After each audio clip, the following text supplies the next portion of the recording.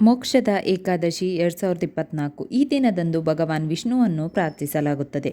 ಏಕೆಂದರೆ ಭಕ್ತರು ಅದನ್ನು ಪೂರ್ವಜನ್ಮದ ಚಕ್ರದಿಂದ ಬಿಡುಗಡೆ ಮಾಡುತ್ತಾರೆ ಮತ್ತು ಅವರು ಮೋಕ್ಷವನ್ನು ಪಡೆಯುತ್ತಾರೆ ಎಂದು ನಂಬುತ್ತಾರೆ. ಮೋಕ್ಷದ ಏಕಾದಶಿಯನ್ನು ಡಿಸೆಂಬರ್ 11ರಂದು ಆಚರಿಸಲಾಗುತ್ತದೆ. ಈ ದಿನ ಬ್ರಹ್ಮಾಂಡವನ್ನು ಸಂರಕ್ಷಿಸುವ ಮತ್ತು ರಕ್ಷಿಸುವ ಹಿಂದೂ ದೇವರಾದ ಭಗವಾನ್ ವಿಷ್ಣುವನ್ನು ಪೂಜಿಸಲಾಗುತ್ತದೆ. ಮೋಕ್ಷದ ಏಕಾದಶಿಯನ್ನು ಮಾರ್ಗಶೀರ್ಷ ಮಾಸದಲ್ಲಿ ಶುಕ್ಲಪಕ್ಷ ಅಥವಾ ಚಂದ್ರನ ಬೆಳವಣಿಗೆಯ ಹಂತದಲ್ಲಿ ಆಚರಿಸಲಾಗುತ್ತದೆ. ಈ ದಿನದಂದು ಉಪವಾಸವನ್ನು ಆಚರಿಸುವುದು ಮತ್ತು ಭಗವಾನ್ ವಿಷ್ಣುವಿಗೆ ಪ್ರಾರ್ಥನೆ ಸಲ್ಲಿಸುವುದು ಎಲ್ಲ ಪಾಪಗಳನ್ನು ಶುದ್ಧೀಕರಿಸುತ್ತದೆ ಮತ್ತು ಮೋಕ್ಷವನ್ನು ನೀಡುತ್ತದೆ ಎಂದು ಭಕ್ತರು ನಂಬುತ್ತಾರೆ.